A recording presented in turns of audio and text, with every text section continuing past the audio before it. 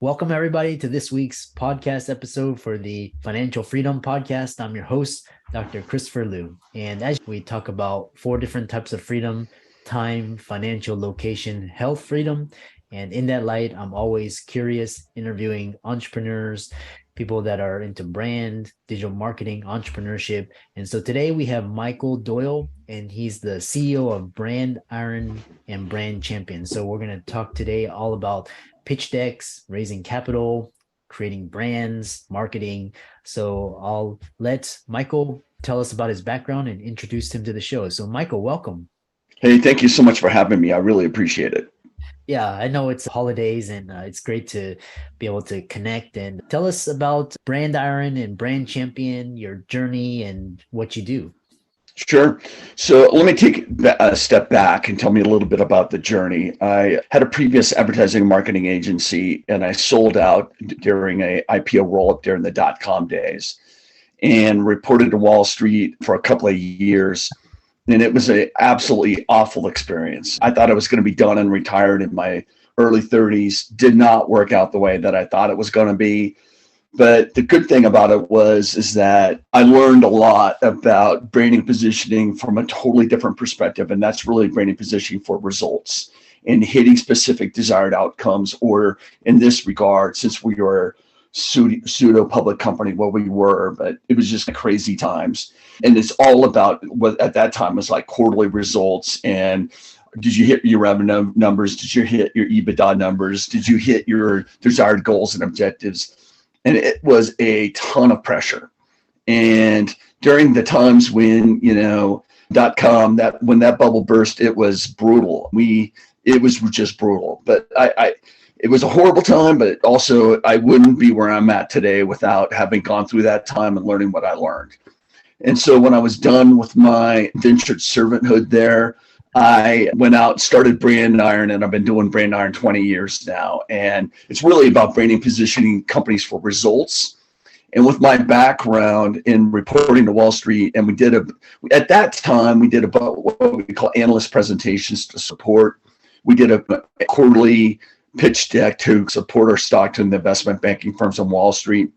And I did not know it at the time that there's a lot of practical applications for this. And so when I got out, I started working and pitching this idea of doing not only analyst presentations, but capital raise decks and what we call management presentations to sell your company. And so over the years, we've probably done more than 250 pitch decks, capital raise decks, management presentations, all sorts of things over the years. And we work in the private equity space, venture capital space, real estate investment, technology, and we also have a super cool concept in healthcare. I can't talk about it on air, but super cool idea though. Yeah. So that's a little bit about my background. Yeah, it's interesting. We'll talk about some of the common audience listening out there. One is, what are the elements of every successful pitch deck? Sure. I call it, there's several different things, but the first one is having a really nice, tight brand story. It's not just about the brand, but telling the story about who you are, what you're all about, what are the differentiators that separate you from other competitors in the space, telling a really good story of why and how you're better, but then also telling a really good financial story. Understand there's the company, the brand, what that is and how and why that's really attractive to the marketplace. But then you got to be able to package and tell the financial story, which is how do you put that together? Why is this investment? Because you're trying to raise capital typically or get acquired. And so why is this attractive? What's your rate of returns? What's your IRR? Are you tracking along your EBITDA numbers and hitting those goals and objectives? Are you creating what we call enterprise value along the way to really grow and become a profitable cash producing machine? And be able to put that into a nice tight presentation that's 20, 25 slides is really the challenge. I can't tell you how many times we get decks that are 50 to 100 slides. And they tell me the story's in there. And it probably is, but you're going to bore any investor, any acquirer to death if you try to pitch them a 20, 50 to 100 page presentation. So the key is really spelling out what is that value prop, What's unique about you? Is this going to separate yourself and be different than anything else already in the marketplace? And then what is the financial story that makes this thing attractive? Is it a reoccurring revenue model? Is it a SaaS model with that reoccurring revenue model? Is it a ongoing retained relationship? Do you have a customer base that's so big that you just open up the door and they rush into your practice, so they rush into your business? What is it that makes you and your business super exciting and super desirable? And we have to know what that jewel is. And that's typically the hardest part. Yeah. And when you're talking about this, when you're pitching, you're getting this product market, product customer fit, and you're talking about brands. So what are key elements to a memorable brand? Keep it simple. People overcomplicate it all the time. Have a look that's consistent across the board on your website, in your deck, in your social media, in your marketing, in your advertising. Also, if you can distill down what it is you do succinctly into a nice tagline or positioning statement, is huge as well. And the other key thing is, if you have what we call like a 30-second, 15-second elevator pitch. So when people ask you, what is it you do and how and why you're better, and why do I need to have this, is really what we need to try to get accomplished in a brand. And we put together those value points. There's typically differentiators that go into value points that go into value proposition, and what's all about the brand, but then also is what does your model look like, and how and why is your brand and your model one and the same. And the other thing I tell people is a brand isn't just about a fancy logo or a fancy website. A brand is, how do you position your company for helping you achieve your desired outcomes, whether it be revenue goals, whether it be, like you said, the 4 different elements of your life, and how do you brand yourself to hit those 4 different elements, is really, a brand should be branding positioning to help you achieve those specific desired outcomes. Yeah. And talking about, because like some of the most valuable brands, Apple, Coke, Google, all these very powerful brands, how do you pitch investors with success? What does it take? Is it confidence? What is some of the elements?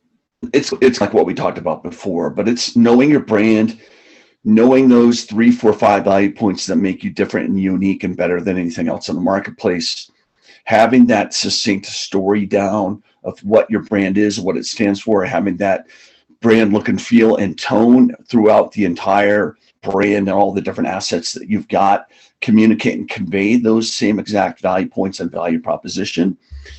And you do have to be confident, but you really got to know what your brand is, why, and how it's better. But then also, like in a deck or even your business model, you got to know what that model looks like, and how that brand and communication of those different value points and your different marketing mechanisms are going to help you achieve those desired goals and objectives. And keeping it succinct is the hardest challenge. Being simple and straightforward is the hardest challenge. Yeah. If you can say in one sentence, we do A, B, and C, and this is why and how we're better, it's awesome. But we hear all the time people talk I tell them, give me your 30-second elevator pitch, and 5 minutes later, I'm still scratching my head trying to figure out what the hell they do. And so if you can distill it down into those simple sentences and value points, and they should be like bullet points that you can rattle off clearly and concisely, and then rattle off what your model looks like and how it makes sense, that's what's a really powerful brand. And when you talked about the Nikes of the world, it's just do it. And it's that simple, right? And it's very memorable, but most businesses overcomplicate it. Yeah, that's like just keep it succinct. And what is your unique proposition? What is your differentiator? Talking to one person, be the class of one, where you don't have any competition. You're competing against yourself. Sure, absolutely. Yeah. How about protecting your brand? Tell us, like, a lot of people are interested in not only creation, but protecting it. Yeah, so we talk about that all the time, especially because when we work with these private equity or venture capital firms, IP or intellectual property can and could and should be one of your most valuable assets.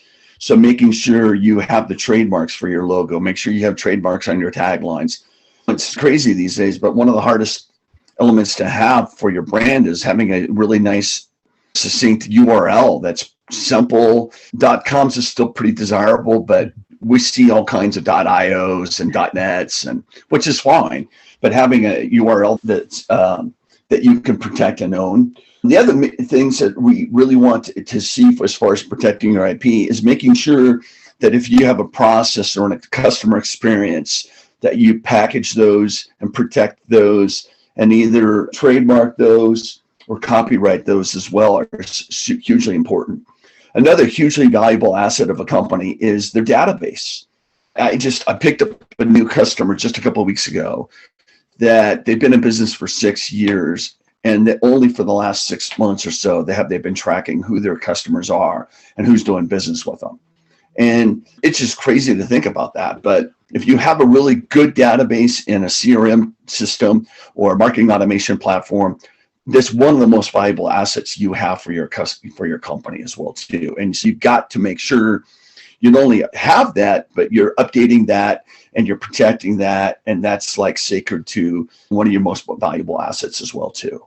Yeah, it's all about your reputation and who you partner with, co-founders are. Talk about some. Hey, that brings up a great point, Christopher. We've been working with quite a few medical practices lately, and it's unbelievable. And restaurants too, where they have the problem where people go in there and they just love to gripe. And so, one of the other valuable assets that you've got to protect is your brand and your name and your reputation. And so you've got to figure out a system to tackle those negative reviews and put positive reviews up there. And your brand and your reputation is invaluable. And you've got to have, whether it be a way to get more positive Google reviews or Yelp reviews and push down the negative ones is a hugely important factor as far as your brand and reputation is concerned. I don't care what kind of business you're in. It's hugely important as well too. Yeah. Talk about marketing strategies to grow your revenue. Sure.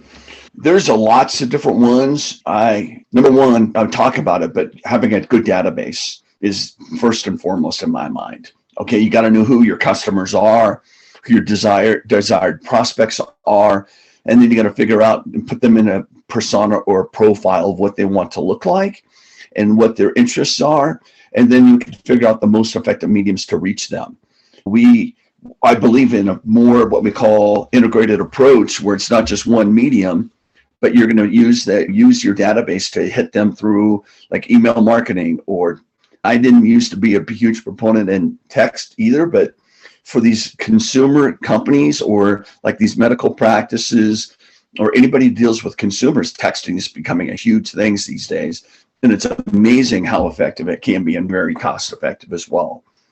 Yeah. Figuring out how you can connect with your audience on social media is important as well too. Figuring out how you're going to tackle this digitally as well too is hugely important, whether it be through Google ads or Google phrases or what we call programmatic advertising, where you put all these together to aim at a specific target audience is hugely important as well too. And then the good old fashioned networking is hugely important as well too. If you've got a localized business, there's nothing more important than building a personal relationship with people in your community. And I think especially what we've gone through with COVID, people haven't done that. And so people have a desire to get back out there and do that again. And it's hugely important. Yeah. So is there a single plan that works? No, but the key is figuring out the secret sauce that works for your business, that's most attractive, that's most effective, that's least dollars available, that's going to do the job for you, is going to be the one that's going to do what's best for you. Yeah. And what's interesting is marketing strategies and then growing and scaling your company. It's like your early stage, and then you raise your venture capital and all of that. What are your thoughts on, because you've been through it, on growing, scaling your company and positioning your company to get acquired? Yeah, that's a loaded question, Christopher. There's a lot of different components in there, right? Yeah. But really, it's very similar to what like a private equity or venture capital firm would do. Is they have a checklist as all the different components, whether it be a management team, what does that look like? Do you have your technology, your database, and all that up to stuff? How does your team look, and what does that all want to look like? How's your brand? How does that look? How is your staff and your customer experience? Do you have that well mapped out? And do you have a way to deliver on that on a consistent basis? Do you have a really tight brand in the marketplace, your website, all the marketing materials, as well as your social media in the marketplace too? Is that really tied together nicely and communicated effectively and really positions you appropriately? And going through and do an analysis, just like these other PE firms that may potentially buy you, is doing that yourself. And there's lots of different things you could do online and do a little search on, like a private equity or venture capital checklist of things they look at, and doing that yourself. And the key for this is not doing it a couple months before you want to take a look at get acquired, right? You got to do it a year in advance. So you've got time to be able to address all these things, put these systems or processes in place, and to be able to affect real change and be able to be ready to be able to get acquired, and to be able to be ready to be able to put your best foot forward on creating maximum value for if you were to get acquired. Yeah. And the next thing is putting together, once you have all those together, I like to put that together a pitch presentation. And how can you do that? And talk about your brand, your unique value proposition, your story, and why you're super attractive, and how you're going to be a valuable addition to their portfolio or to this particular company, and why this makes sense for them. And then here's your financial track record and why you are highly desirable. And be able to tell that within 20, 25 slides is the trick. Really fantastic discussion, a lot of gems. How do people reach out to you, contact you, follow you on social media, and look into you? Sure. It's my company's brandiron.net or brandiron.net. You check us out on our website. We're on all the different social media platforms. We also have a website called capraisedeck.com as well too, which we do a lot of exactly what we're talking about, cap raise decks, pitch presentations, and management presentations. So you can look me up as well there, and or connect with me on LinkedIn under Michael Doyle. Yeah. And for all the listeners out there, Mike's resources will be in the links and show notes. Be sure to check him out on Twitter, LinkedIn, his website as well. And with that, thanks for coming on to the podcast. It's been a great conversation. Hey, thank you so much for having me. I really appreciate it.